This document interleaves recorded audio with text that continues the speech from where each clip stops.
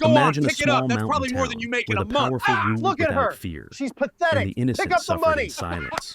But one night, everything changed. A wounded Navy SEAL and his battle-trained dog stopped for gas and walked straight into a nightmare of corruption, violence, and a wealthy family who thought they were untouchable. They didn't know the truth. A hero doesn't need a badge, and justice can arrive in an old Jeep with a German Shepherd by its side. What happened next would expose a hidden empire and remind everyone that miracles still walk this earth, sometimes on 2 legs, sometimes on 4. Before we begin, hit subscribe so you never miss a story of courage, faith, and the power of doing what's right.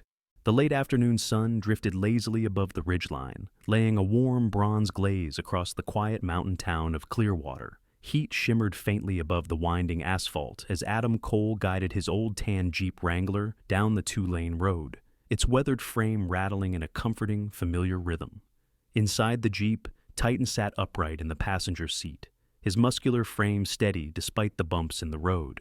The German Shepherd's dense black and tan coat glimmered under the sunlight, his pointed ears angled toward every distant sound, absorbing the environment with the hyper-awareness only a retired military working dog possessed. Adam glanced at him briefly, a silent exchange as natural as breathing. Titan was 6 years old now, a dog forged in fire, trained to detect explosives, track armed subjects, and take down threats with a precision no civilian could comprehend. After their last deployment, when Titan had nearly died in an explosion meant for Adam, the Navy retired him early. Adam fought through the paperwork to adopt him, refusing to let the dog be sent away to strangers. Even now, Titan remained a soldier at heart, vigilant and fiercely loyal. And Adam. Adam had been shaped by wars that nobody in Clearwater knew existed. He was 31, tall, standing at 6'2", with the carved physique of a man who had lived under discipline for half his life. His shoulders were broad, his arms roped with lean combat muscle, the kind built through endless training, not vanity. His skin was tanned from desert suns and ocean winds. His brown hair was cut short, the edges tapered cleanly, maintaining military uniformity even though he wasn't on base anymore. But it was his eyes that told the real story, deep, storm-touched blue, watching everything with a mixture of vigilance and a quiet ache he rarely let anyone see. People often misread that look as coldness, but it wasn't. It was memory. It was loss. It was the residue of nights where he held dying brothers in his arms, promising to get their dog tags home. Titan sensed a shift in Adam's breathing and nudged his arm gently. Adam exhaled. "Yeah, boy, I'm good," he murmured, though the reassurance was mostly for himself. They weren't planning to stay in Clearwater. They never stayed anywhere long. But the Jeep needed fuel, and Titan needed to stretch his legs. The town appeared with little announcement, a cluster of rustic buildings, faded storefronts, and hand-painted signs. A place untouched by chaos, untouched by headline tragedies, where people still waved from their porches and old men played checkers outside the barbershop. Peaceful. But Adam had lived long enough to know peace was often only a thin shell stretched over darker truths. He took the right turn into Miller's Gas and Goods, an old-fashioned station with 2 pumps, peeling paint, and a sign creaking gently in the soft wind. Titan's ears perked before Adam even brought the Jeep to a stop. Something had shifted in the air, the sharp scent of hostility, the cadence of raised voices. Adam felt it too. His jaw tightened ever so slightly. He parked beside Pump 2, turned off the engine, and stepped out. As soon as his boots, brown tactical ones, worn but sturdy, hit the gravel, he scanned the scene. A group of 5 young men stood near a red luxury sedan, polished so aggressively that it reflected the mountains behind them like a mirror. They wore expensive designer clothing, immaculate sneakers, sunglasses with gold frames, shirts that probably cost more than Adam's monthly rent. They were laughing loudly, but there was nothing joyful about it. Their laughter had an edge, a cruel, mocking sharpness. Standing in front of them was a young woman holding a gas nozzle. She couldn't have been more than 25. Lily. She wore a faded blue uniform shirt with the gas station's logo stitched crookedly on the breast pocket. Her blonde hair, the color of wheat fields in late summer, was pulled into a loose ponytail that had begun to unravel. Her skin was fair but flushed from embarrassment, and her eyes, hazel, gentle, tired, were fixed on the ground. One of the young men shoved a soda can toward her. She tried to catch it, but it slipped from her hand and clattered to the pavement. The boys roared with laughter. Lily knelt to pick it up. "Come on, sweetheart," one sneered. He was tall, lanky, with gelled blonde hair and an expensive chain hanging at his neck. "If you're gonna be clumsy, at least own it. Maybe you should try crawling. Might suit you better."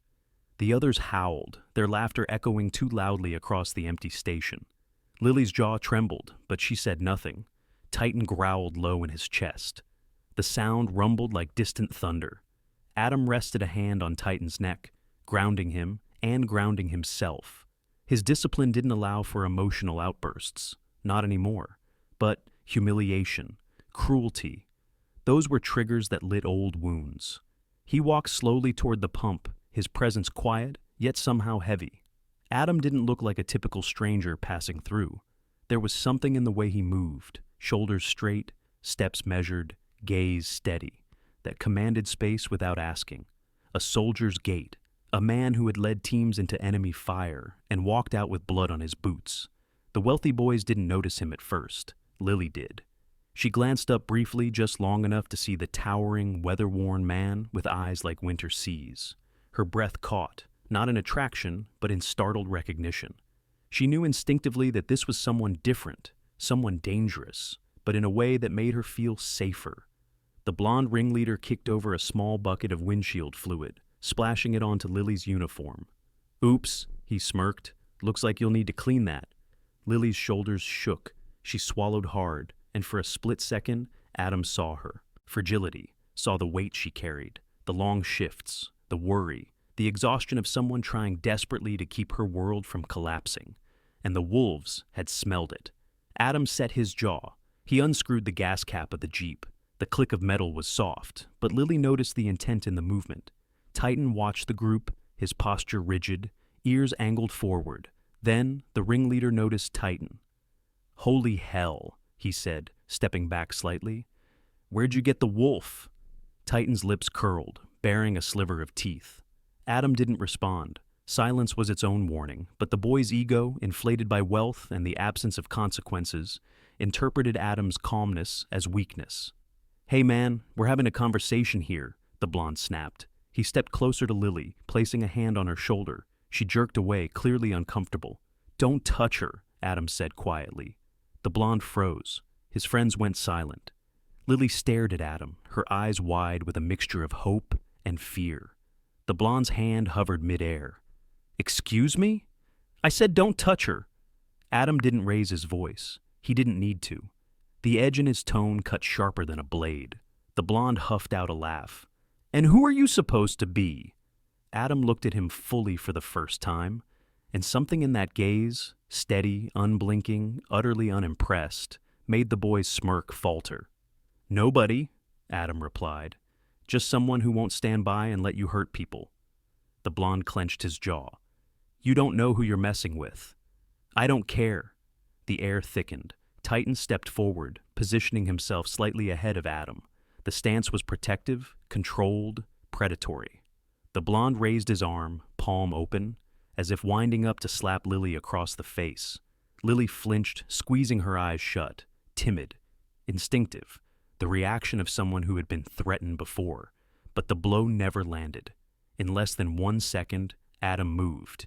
He closed the 5-foot distance with startling speed, his hand snapping up to grab the boy's wrist mid-swing. The crack of impact, flesh against flesh, was sharp and final.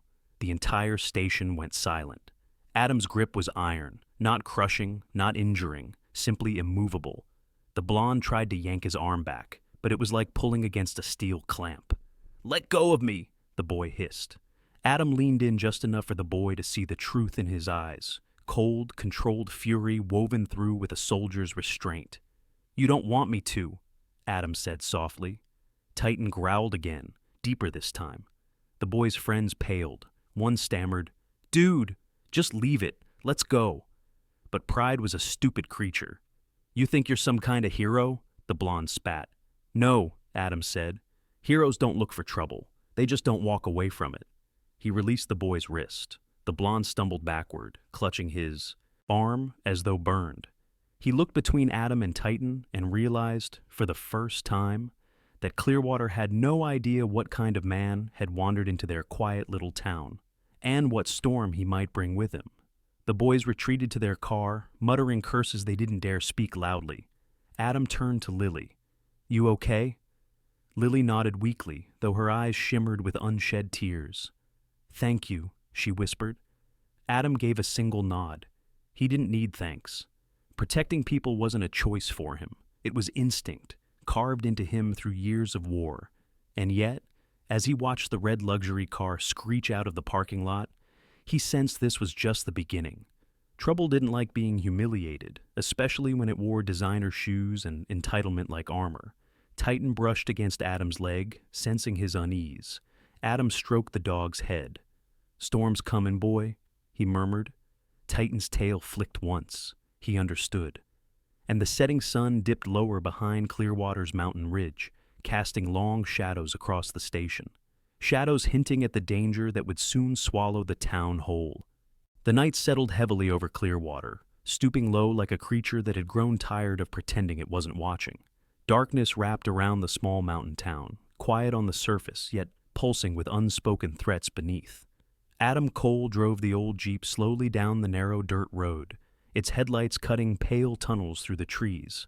Titan sat in the back seat now, vigilant as always, his sharp ears swiveling with each distant rustle. His deep brown eyes reflected the faint glow of passing lights, alert and calculating, the gaze of a trained guardian who never let his guard down. Lily sat beside Adam, her hands curled tightly around the hem of her faded blue uniform shirt. Her shoulders trembled in silence. Only the rhythmic hum of the Jeep filled the gaps where conversation should have lived. Adam glanced toward her subtly. She was small, just a little over 5'4", with soft features that had clearly never been meant to face cruelty. Her blonde hair was tied in a hurried knot, loose strands sticking to her damp cheeks. She didn't cry loudly. Her pain was the quiet kind, the kind people learned to hide because they feared it would burden others. Adam recognized that silence. It was a language he spoke fluently. "I'm sorry," Lily whispered suddenly, though her voice barely carried over the murmur of the engine. Adam frowned slightly. "For what?" "For dragging you into this," she murmured. "You didn't come here looking for trouble." "Trouble finds everyone eventually," Adam said. "Some of us just refuse to ignore it." Lily's eyes flickered toward him, searching for something, reassurance, maybe strength. She found both in the lines of his face. Adam's features had been carved by conflict, a strong jaw, a straight nose, temples touched faintly by strain. He looked like a man who had spent years walking alongside danger, yet still refused to be ruled by it. A man built for storms, not peace. They approached the small wooden cottage tucked into the shadow of tall pines. The house looked weary but loved, peeling white paint, a sagging porch step, wind chimes that jingled softly in the cool breeze.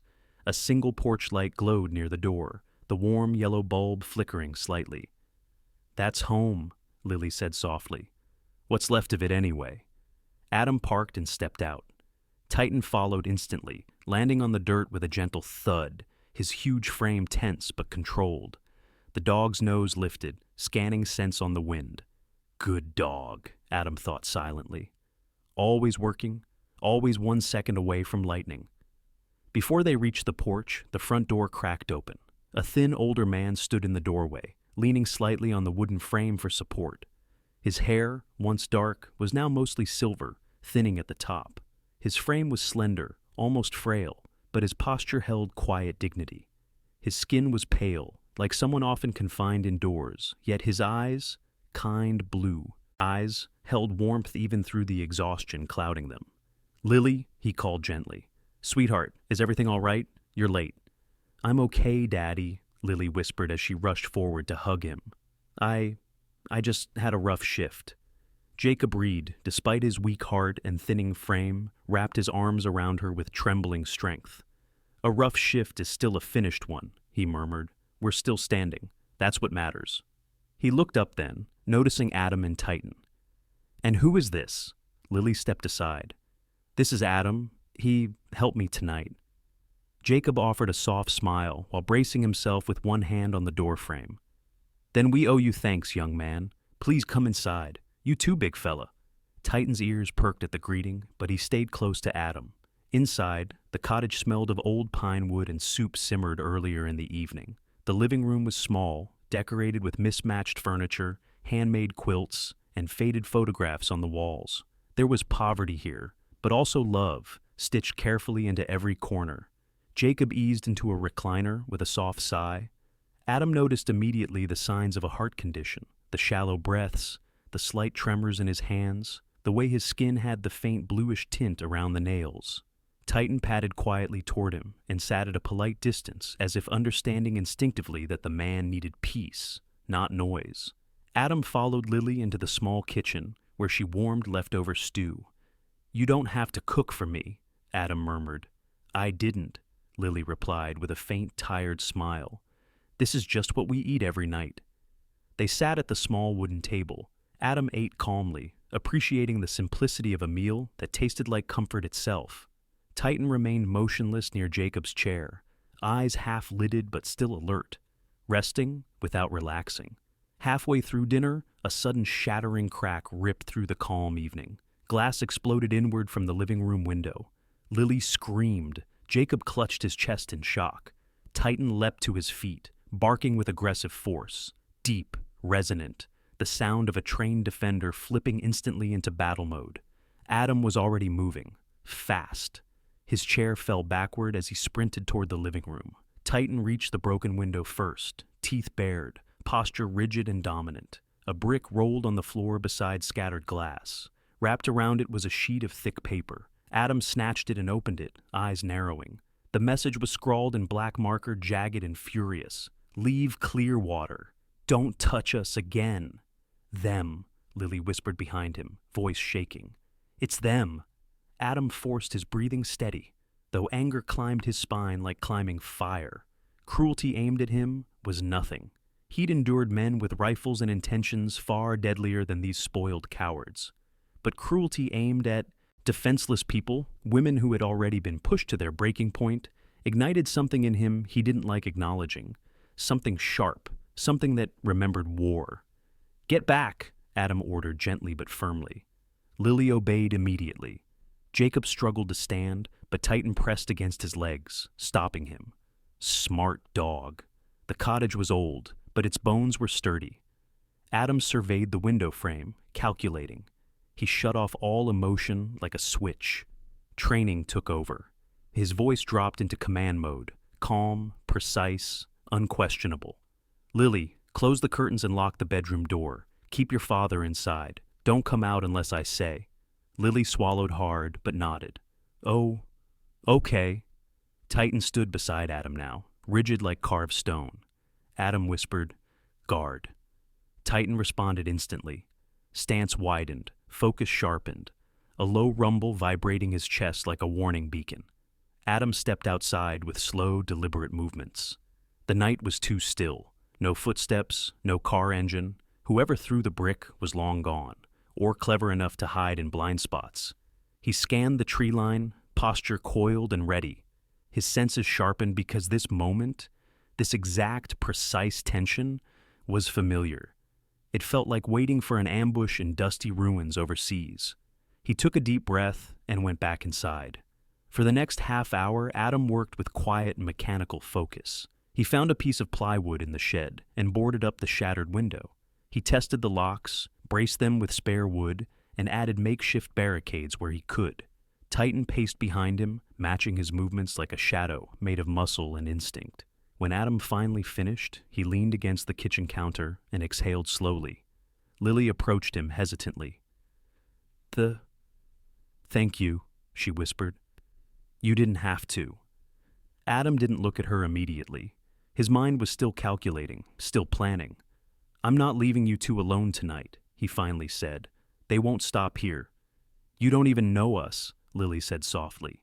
"Why are you doing this?" Adam met her gaze. His eyes softened, but only barely. "Because too many people in this world stand by when they shouldn't." For a moment, Lily simply looked at him, really looked at him, at the man who moved like a soldier, thought like a protector, and carried invisible scars that shaped every breath he took. She whispered, "Thank you." Again, but this time with something deeper. Something like trust. When the house finally settled into uneasy quiet, Adam positioned himself on the couch, Titan curled beside the front door, never truly sleeping, ears twitching at every creak of settling wood. Adam lay on his back, staring at the ceiling, his mind replaying the scene at the gas station. The arrogance, the entitlement, the cruelty, and now the escalation. He knew exactly what came next. Bullies didn't quit. They regrouped, and they retaliated harder. He rested a hand on Titan's head. The dog's eyes opened slightly. "Looks like we stay a while, partner," Adam murmured. Titan's tail thumped once in agreement. The night thickened outside, but inside the little cottage, something unspoken shifted. A line had been drawn. A war had been declared quietly in the shadows. And Adam Cole, who never went looking for fights, felt something he hadn't felt in a long time. Purpose. He wasn't going anywhere. The morning light crept through the fractured plywood board Adam had nailed over the broken window, painting the inside of the cottage with faint, uneven stripes of pale gold. The world outside was quiet, too quiet, as if Clearwater itself was holding its breath. Adam Cole rose from the couch without a sound. Years of military discipline had conditioned his body to transition instantly from rest to readiness. Titan lifted his head, the thick muscles along his shoulders rippling as he stretched. His dark coat glowed softly in the morning light, and his calm but alert gaze scanned the room automatically, like a sentinel confirming the perimeter. Jacob Reed sat in his recliner, a thin blanket over his fragile frame. His night had been restless, but now he watched Adam with tired gratitude. Even in his illness, Jacob was a man who noticed details. He studied Adam's posture, straight yet not rigid, strong yet measured, and saw in him the type of person who had been shaped by storms long before Clearwater's troubles found him. "Did you sleep at all?" Jacob asked quietly. His voice was soft, touched by years of kindness, but strained with fatigue. "Enough," Adam replied. He wasn't lying. Soldiers learned to rest in slivers of time, in the cracks between danger. Lily stepped out from her bedroom a moment later, her blonde hair mussed from sleep, her cheeks flushed. She wore a worn gray sweater and jeans that had seen too many shifts at the gas station, but despite the exhaustion that darkened her hazel eyes, she carried herself with determination. Seeing her this morning, still shaken, still vulnerable, but trying so hard to stay strong, stirred something in Adam's chest, something protective and quietly fierce. "We should talk," Adam said, his tone level. Lily nodded. "You said last night that they wouldn't stop." "They won't," Adam confirmed. "And we're going to get ahead of it." Lily exhaled shakily, then straightened her shoulders. "What do we do?" Adam didn't answer immediately. Instead, he reached for a small empty chair in the corner of the living room and placed it in the middle of the floor. "We start with this," he said. Lily blinked in confusion. "With a chair? With learning how to defend yourself?" Lily swallowed hard, but stepped toward him. Adam guided her gently but firmly, his hands sure and steady. "I'm going to show you how to break holds, escape grabs, and strike in ways that can stun long enough for you to run." "I'm not a fighter," Lily whispered. Adam's gaze softened. "Most people aren't. But it's not about becoming someone who fights. It's about surviving long enough to get away." She nodded, her breath catching slightly as he demonstrated how to rotate out of a wrist grab. Adam's hands were warm, calloused from years handling ropes, weapons, and steering wheels of armored vehicles. He moved with care, never rushed, always aware of Lily's comfort. "Good," he murmured as she mimicked the movement. Again. Titan, meanwhile, remained beside Jacob, positioned like a guardian statue. Jacob rested a frail hand on Titan's head, smiling faintly as the dog leaned into him. A quiet promise of safekeeping. Even in stillness, Titan's presence filled the room like a shield. After practicing wrist releases, Adam moved to palm heel strikes. "Aim for the nose," he instructed. "The pain is instant. It buys you time." Lily hesitated. "I don't want to hurt anyone." Adam's expression didn't change, but something in his tone did, an undercurrent of memory. Sometimes hurting someone is the only way to stop them from hurting someone else. He spoke without anger, without bitterness, just truth shaped by too many battlefields. Lily swallowed hard and practiced the strike. After several rounds, her movements became sharper, more confident. "Good," Adam said again. "You're learning fast," she smiled timidly. "Good teacher." Adam didn't smile back, but the corner of his mouth twitched, his version of warmth. As the sun climbed and shadows shifted across the floor, Adam ended the session. "That's enough for today. We don't want muscle fatigue." Lily nodded, wiping her forehead. Jacob clapped weakly from his recliner. "You did good, sweetheart." Titan gave a soft woof of approval. The house felt safer than last night, if only slightly. Afternoon settled over Clearwater like a deceptive blanket. The quiet was too clean, too still, too staged. Adam sensed it. He sensed danger the way wolves sense storms, through instinct honed by surviving the worst humanity had to offer. When evening approached, Adam strapped on his boots. "I need to check something out," he said calmly. Lily paused in the kitchen doorway, holding a mug of tea. "You're going after them, aren't you?" "I need information," Adam replied. "Information keeps us alive." Lily set the mug down, worry tightening her features. "Be careful." Adam nodded once. Titan stood immediately, ready to follow, but Adam placed a firm hand on his head. "Stay. Guard." Titan obeyed reluctantly, settling near Jacob like a massive, breathing shield of fur and muscle. Adam stepped outside into the crisp night air. Clearwater transformed after sundown, the quaint small-town charm sharpened into something hollow and cold. Houses once welcoming became silhouettes. Trees became sentinels whispering secrets. Gravel crunched under Adam's boots as he walked toward the woods surrounding the wealthiest part of town, the ridge called Crestline Hill. Rumor held that the richest families built their homes there, high above the town, like watchful gods. Adam knew from experience that power didn't illuminate people. It only revealed the shadows they hid behind. He moved through the trees with the ease of a predator, silent and fluid, each movement measured. The deeper he walked, the louder the distant thump of bass music grew. Crestline Hill appeared like a malignant jewel above the forest. A massive modern mansion sprawled over the cliff edge. Glass walls, neon lights, expensive cars parked like trophies around a fountain. The Sterling Estate. The same surname the blonde ringleader had spat so proudly the night before. Adam crouched behind a thick pine tree, his gaze cold and calculating. He scanned the grounds, identifying guards, entry points, blind spots. He had infiltrated insurgent compounds with less effort. Through the large windows, he saw a party unfolding, reckless, loud, glittered with excess. Young men and women lounged around a glowing pool, drinks in hand, their laughter shrill with intoxication. Among them was the blonde ringleader, still wearing the same smug grin. He leaned over a glass table dusted with thin blue lines. Synthetic stimulants, potent and illegal. Adam's jaw tightened. Drugs, violence, inherited power. A cocktail of disaster. He slid his phone from his pocket, switching to silent mode. Slowly, methodically, he began gathering evidence. A series of photos.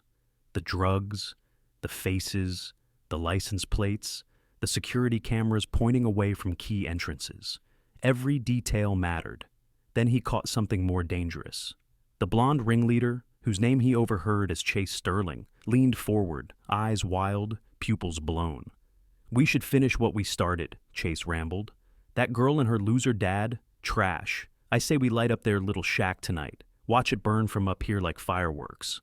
The others laughed, but Adam froze. His chest tightened, not in fear, but in the icy stillness before fury. Chase continued. "Bet the whole place goes up in minutes. We film it. Show everyone what happens when they disrespect Sterling blood." Even in the fractured neon glow, Adam could see the truth. These weren't scared kids lashing out. They were predators emboldened by wealth, convinced nothing could touch them. And the sheriff. Adam suspected the sheriff played puppet for the Sterlings. That meant calling for help was pointless. He was alone in this. Alone, but capable. Adam recorded everything, capturing their voices clearly. Evidence, proof, possibly salvation. When he was done, he melted into the forest shadows as silently as he had arrived. Back at the cottage, Lily met him at the door, worry carved into every line of her face. "Did you find anything?" she whispered. Adam stepped inside, his expression grave. "Yes." Lily trembled slightly. Are we in danger? Adam paused, then answered honestly. Yes, but you're not alone. Titan brushed against Lily's legs, offering silent comfort. Jacob looked up at Adam with a mixture of hope and fear. Adam took a slow breath. Whatever happens now, he said quietly, we face it together. And in that moment, in the dim evening light of the small cottage, the quiet soldier standing in their living room became more than a stranger. He became their shield, their hope, and the storm gathering over Clearwater suddenly felt a little less inevitable, a little less unstoppable, because Adam Cole was preparing for war. The cold edge of dawn still slept behind the mountains when Clearwater fell into a silence so unnatural it felt staged, like the entire town was holding its breath, waiting for something terrible to crack it open. Inside the small wooden cottage, Adam Cole lay awake on the old floral couch, one arm resting behind his head, the other draped loosely across his chest. He wasn't sleeping. He was listening, counting seconds between creaks in the wood, tracking Titan's rhythmic breathing near the door, watching shadows stretch and shift along the walls. Titan slept the way a soldier sleeps, lightly, always one sound away from violence. The German shepherd's chest rose and fell slowly, but every so often his ears twitched and his muscles tensed briefly before relaxing. At 1:43 a.m., Adam's eyes snapped open. Titan's head lifted at the exact same moment. The dog's ears angled forward, body rigid. Something was wrong. 2 seconds later, a metallic crash split the silence. A sickening crunch of twisting steel, followed by the long, wailing scream of a horn stuck in a continuous blare. It sounded close, too close. They're here, Adam whispered. Titan growled low, a deep warning that vibrated the floorboards. Adam rose instantly, boots silent against the wooden floor. He moved toward Lily's room first. Lily jolted awake the moment he touched her door. Her hazel eyes were wide, breath unsteady. Adam, what is that? Trouble. Adam's voice was quiet, steady, controlled. Stay with your father. Don't open this door unless it's me. Jacob, still awake in his recliner, looked toward Adam with fear tightening his aging features, but he nodded, trusting the man who had already proven himself more protector than stranger. The horn kept blaring. A panicked male voice echoed from the porch. Help! Somebody help! Please, my buddy's trapped. The truck flipped. He's bleeding out. Lily gasped and took a step toward the door. Adam caught her wrist gently. No. She froze. His grip wasn't harsh, but the authority in his tone left no room for argument. It's staged. There were no brakes before that impact. No skid marks. That wasn't an accident. Lily trembled. Adam nodded once, firm. Stay with your father. Titan stepped beside him, massive and silent, awaiting orders. Adam knelt and met the dog's eyes. Guard Lily, guard Jacob. Titan obeyed instantly, moving into position at their doorway. Muscles coiled, fangs bared softly, the perfect balance of strength and discipline. Another round of frantic pounding shook the front porch. Help! I need help! It was an act. Adam had seen it before. Insurgents faking injury to ambush rescuers. Criminals staging car wrecks to isolate victims.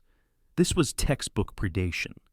Adam slipped around the back of the cottage and disappeared into the dark. He moved quickly yet silently, blending into the night with the lethal grace of a man trained for midnight raids in unforgiving terrains. His boots sank into wet earth, and his breath remained slow and calm.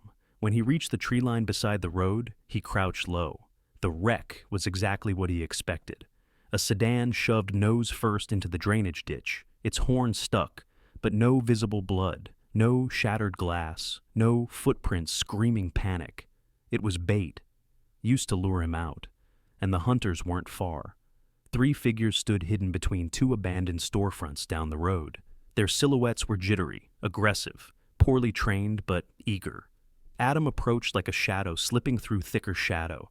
As he neared, he heard their voices. How long do we wait? One hissed. Until he comes running, another muttered. Then the leader spoke, voice gravelly, tone vicious. He stepped forward into the glow of the broken street lamp. His name was Rico Dunn. He was in his mid-30s, tall and broad-shouldered, with a thick neck and uneven stubble. His skin was weathered, tanned a harsh brown from years of street fights and outdoor labor. A crooked scar split his left eyebrow, likely from a bar brawl gone wrong. Rico wore a dirty denim vest over a black hoodie, and his hands were taped, knuckles calloused, the fists of a man who solved problems with violence. His eyes were a murky shade of green, void of empathy, eyes of someone who'd been shaped by every bad road life could offer. "The rich boy paid good money," Rico said, tapping a lead pipe against his palm. "We put the soldier down first, then we take the dog. The senator's kid wants the mutt alive." The others, two younger thugs with chains swinging nervously from their hands, shifted uneasily. "I don't know, Rico. This guy looks serious." "He bleeds like anyone else," Rico hissed. He didn't get to finish. Adam stepped from the shadows. "You can stop pretending to be tough now," he said. Rico spun, his lips curling into a snarl. "Well, look at that," he growled. "Hero showed up." "You don't have to do this," Adam said calmly. "Walk away." Rico barked a laugh. "Walk away? I'm getting paid to break you." He lunged, swinging the lead pipe in a wide, vicious arc. Adam didn't block. He stepped inside the attack, body moving faster than instinct, faster than fear. His elbow slammed into Rico's solar plexus with a brutal, precise force. The leader gasped, folding as the wind left him. Adam grabbed Rico's wrist, twisted, and drove him into the pavement. Bones cracked. Rico screamed. "Stay down," Adam ordered. The two younger thugs froze. Adam turned his head slightly, eyes sharp as cold steel. "Run!" They dropped their chains and vanished into the night. Rico groaned under Adam's knee. "Where are they?" Adam asked. Rico spat blood. "The back. They're going through the back." Adam's blood chilled. Titan, Lily, Jacob. He shoved Rico aside and sprinted through the trees, his boots, pounding against the earth in a terrifying crescendo. But he was already late. Inside the cottage, Lily jolted upright as a thunderous crack shook the back door. "Adam?" she whispered. Titan growled, stepping in front of her. The old doorframe splintered with a scream of wood. 3 figures stumbled into the kitchen. The first was a tall man with a baseball bat, broad shoulders, football player build, breath reeking of adrenaline and beer. The second was thinner, wiry, holding a long hunting knife with trembling hands. The third was the ringleader, Chase Sterling, face twisted in manic rage, blonde hair wild, pupils blown from stimulants. "Where's the dog?" Chase snarled. "Where is that mutt?" Titan stepped into view, and the entire room seemed to halt, just for a moment, as the shepherd's deep growl filled the air like rolling thunder. Chase grinned with a sick joy. "Get him!" Titan didn't wait. He launched like a silent missile, low, fast, brutal, but controlled. His jaws clamped down on the wrist of the man with the bat. The man shrieked, dropping the weapon as Titan's powerful weight toppled him. The dog released just as quickly, sharp, decisive, never maiming, only neutralizing. The second intruder swung the knife. Titan pivoted sideways like a dancer, muscles rippling beneath his fur, then snapped onto the man's forearm with controlled force. The knife clattered across the floor. Chase screamed in panic. "You idiots! Catch him! Hold him still!" Titan stood between Lily and the intruders, shoulders lowered, fangs exposed, tail stiff as metal. He was the embodiment of trained fury, yet every move was measured, precise. This was no wild beast. This was a special forces dog executing years of drilled instinct. Chase raised his own knife and lunged for Titan. Lily screamed, "No!" But the blade never hit its target. Adam burst through the shattered back door like a storm given human form. He crossed the room in a single terrifying movement. His fist slammed into the knife wielder's jaw with exact force to knock him unconscious without shattering bone. The man dropped instantly. Chase stumbled backward. You're dead!" he sputtered. "My father owns this town." Adam stepped closer, eyes burning ice. "Not tonight." Chase opened his mouth to shout again, but red and blue lights exploded through the windows. Police sirens wailed outside. Lily gasped with relief. "Thank God, the sheriff." Adam didn't move. He didn't relax. His jaw tightened. Something was wrong. Sheriff Mark Rowan kicked the door open. He was a thick-set man in his early 50s, with a graying mustache and heavy jowls. His uniform strained over his belly, and his eyes held the dull arrogance of someone who had never been held accountable a day in his life. 2 deputies followed him, guns drawn. "Sheriff!" Lily cried. "They broke in! They attacked us!" Rowan pointed at Adam. "Hands where I can see them, now!" Lily froze. "What?" "You heard me," Rowan barked. "Step away from those boys. You're under arrest for assault, trespassing, disturbing the peace, and endangering minors." Chase instantly fell onto the floor, clutching his leg dramatically. He attacked us, Sheriff. His psycho dog tried to kill me." "That's a lie," Lily shouted. "They broke in—" "Quiet," Rowan snapped. "You're under arrest too, aiding and abetting." One deputy grabbed Lily roughly. Titan lunged. Adam shouted, "Titan, heel!" Titan stopped mid-leap, trembling with rage but obeying perfectly. Rowan smirked. "Good. Makes it easier to take the mutt." The second deputy threw a catchpole around Titan's neck and yanked hard. Titan choked, claws scraping against the wood floor as he resisted the pull. Lily sobbed. Adam felt something sharp crack inside him. Not fear, something colder, something ancient. Rowan cuffed Adam violently. "Welcome to Clearwater, soldier." The trap had snapped shut, and Adam and Lily were caught inside it. The gray-blue haze of early morning clung to Clearwater like a shroud, as Adam Cole sat alone in the interrogation room, wrists cuffed to a cold metal table, the fluorescent lights above flickering in dull, exhausted pulses. The air smelled of bleach and damp concrete, the kind of sterile emptiness that made every breath feel borrowed. His muscles remained still, controlled, but his mind churned like a tightening storm. He had been in rooms like this before, in foreign countries, under enemy custody, under impossible pressure, but something about this was different. It was not the danger that unsettled him, but the injustice. Outside, Titan was locked in the animal control truck, and Lily was somewhere in a holding cell down the hall. The entire night had been a trap sprung perfectly, and now the predators thought they had won. The metal door clanged open. Sheriff Marcus Rowan entered with a swagger so rehearsed it bordered on pathetic. Behind him came 2 men in immaculate suits. One was in his late 40s, tall, silver hair swept back immaculately, jaw sharp as a sculpted blade, eyes gray and cold. This was Gideon Walsh, attorney of the affluent Walsh family. Beside him was Philip Walsh, father of Chase Walsh, the ringleader of the attack, a wealthy industrial magnate in his early 60s. His tailored suit was dark navy, his shoes polished, his face lined not by compassion, but by years of getting exactly what he wanted. "Commander Cole," Gideon said with a smile so thin it barely qualified as human, "you've had quite the night." Adam said nothing. Gideon placed a set of papers on the table and slid a pen toward him.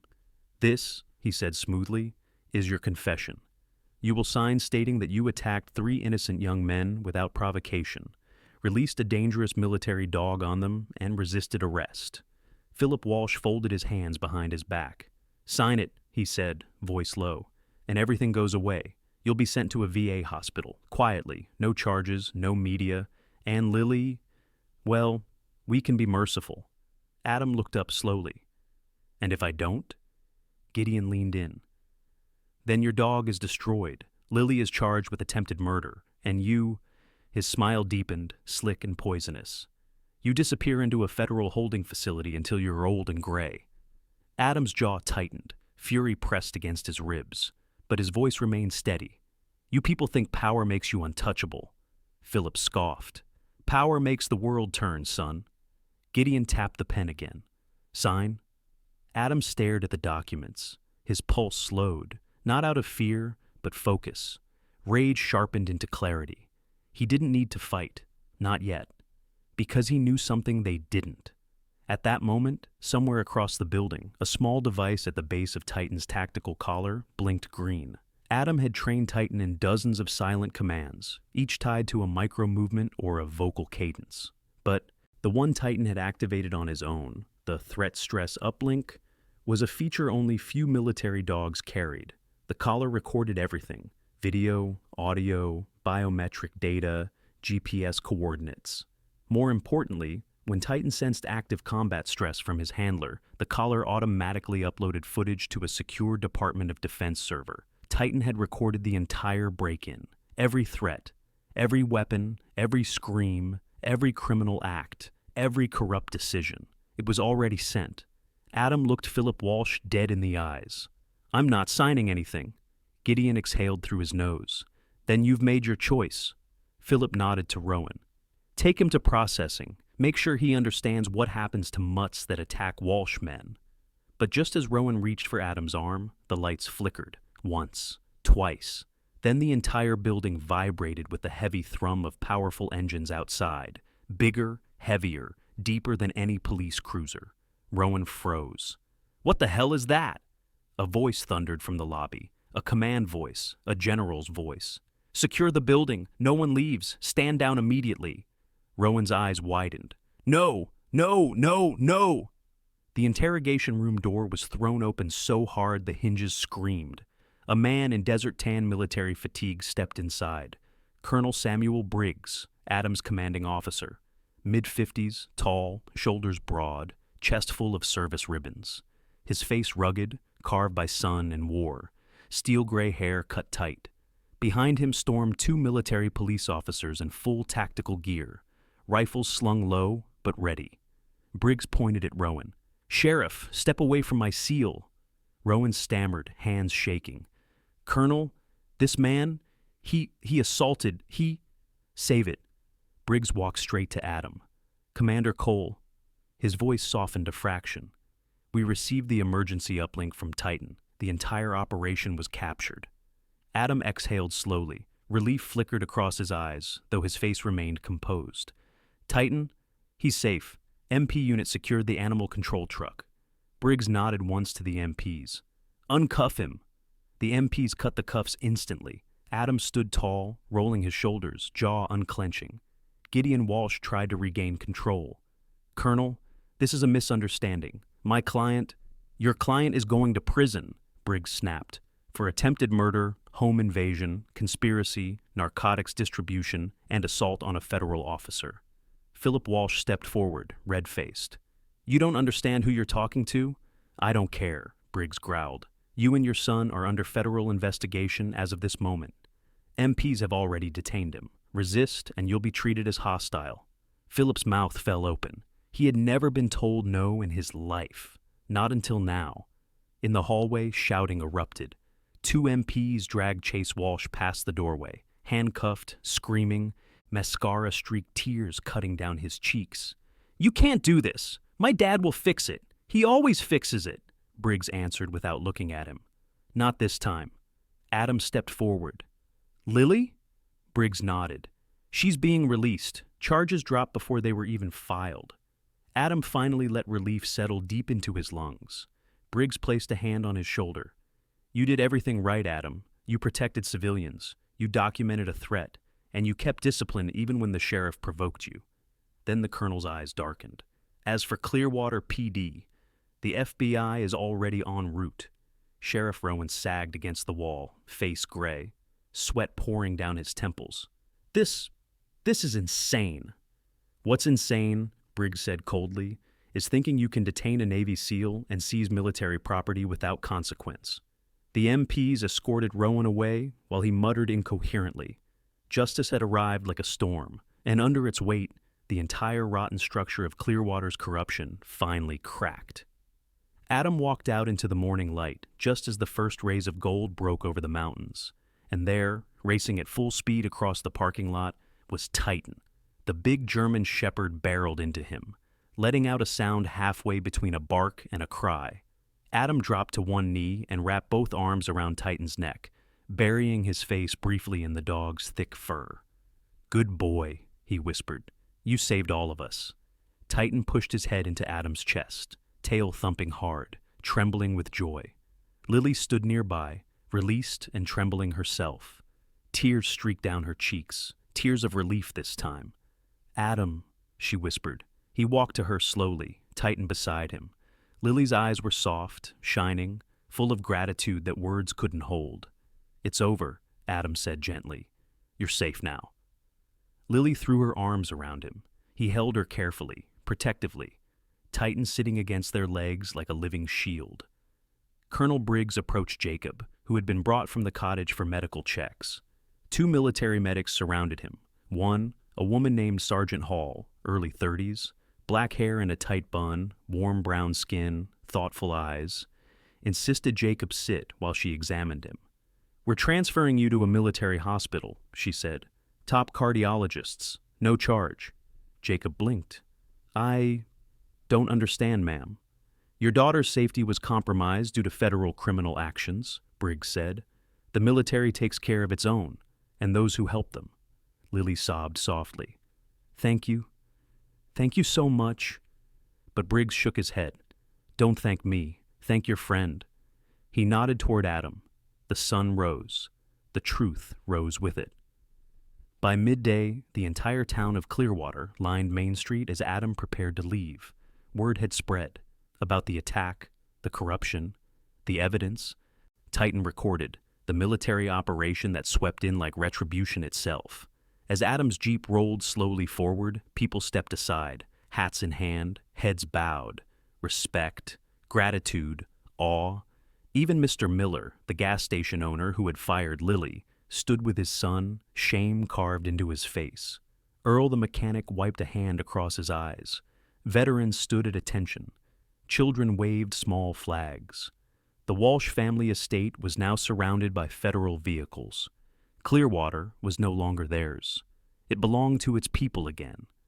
Lily stood beside the Jeep, hands trembling but smiling softly.